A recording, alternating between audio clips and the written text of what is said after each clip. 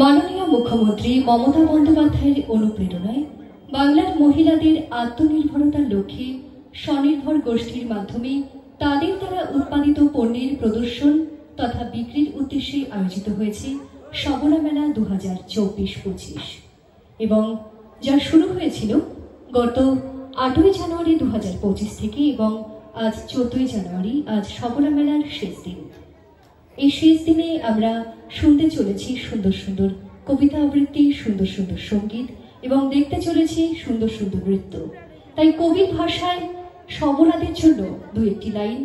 নারীকে আপন ভাগ্য জয় করিবার, কেন নাহি দিবে অধিকার হে বিধাতা, নত করি মাথা।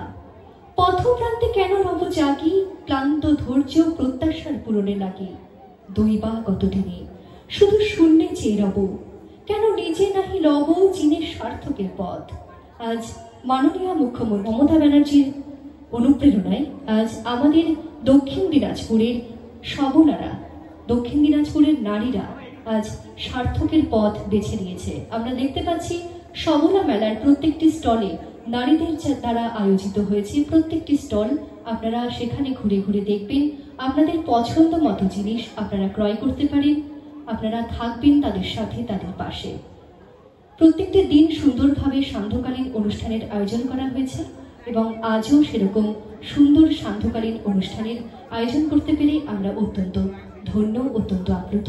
অনেক অনেক ধন্যবাদ জানাই পশ্চিমবঙ্গ সরকারের স্বনির্ভর গোষ্ঠী ও স্বনিযুক্তি দপ্তরের উদ্যোগে এবং দক্ষিণ দিনাজপুর জেলা প্রশাসনের ব্যবস্থায় সবলা মেলা প্রত্যেকটি সদস্যকে অনেক অনেক ধন্যবাদ জানাই। ধন্যবাদ জানাই মাননীয় মুখ্যমন্ত্রী মমতা ব্যানার্জিকে।